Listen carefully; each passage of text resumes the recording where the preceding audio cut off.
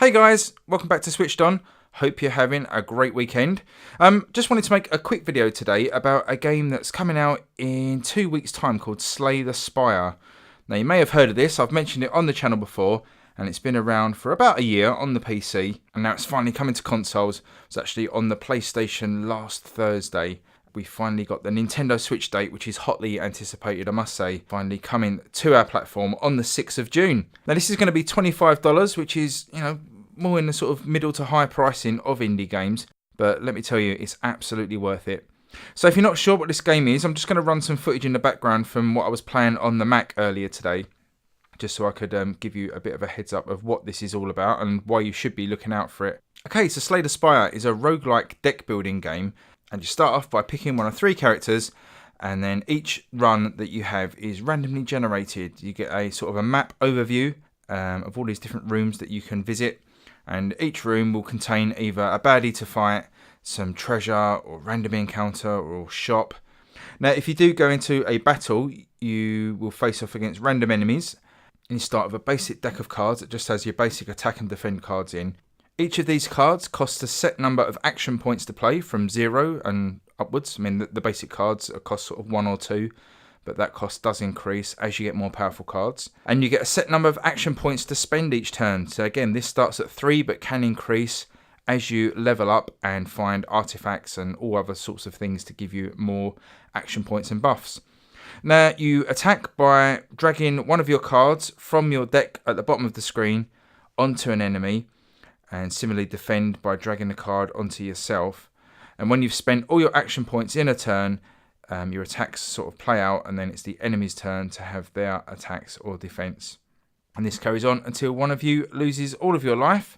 Now hopefully, for your sake, it's the enemy that loses all their life, and when they are defeated, you get the choice of a new card to add to your deck, as well as other rewards such as gold and potions, but mainly you're after these cards to improve your deck.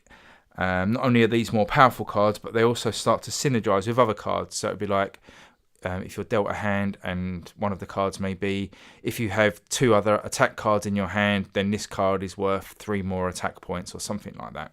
So this continues. You keep adding cards to your deck, climbing up the spire, collecting treasure, and you'll eventually face off against a boss with the goal to keep the run going for as long as possible and defeat the ultimate boss. But if you do perish, you do get some permanent upgrades added to your next run, and like most roguelike games, you just get better as time goes on. So, why should you be interested in this game? Well, firstly, it's totally addictive. The sort of random nature of it means each run, can go badly or can go very well, depending what cards you pick up. So, I mean, some people don't like that random element, but for me, it certainly keeps you intrigued because, each game is going to be slightly different. This game is also massively popular with streamers. I mean, a lot of people stream this game on the PC, and it's watched by, vast numbers of people. So it has that element to it. Although, of course, that's not going to be quite as easy to do on the Switch.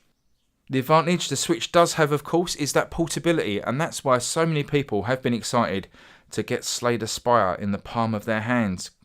Now, whilst it's been a massive game on the PC, the ability to take a game like this and just sort of play it on the bus or a quick 10 minutes before bed, it's going to be such a great experience, really. And honestly, you should be looking out for this one, adding it to your wish list, and be getting pretty excited for it, actually.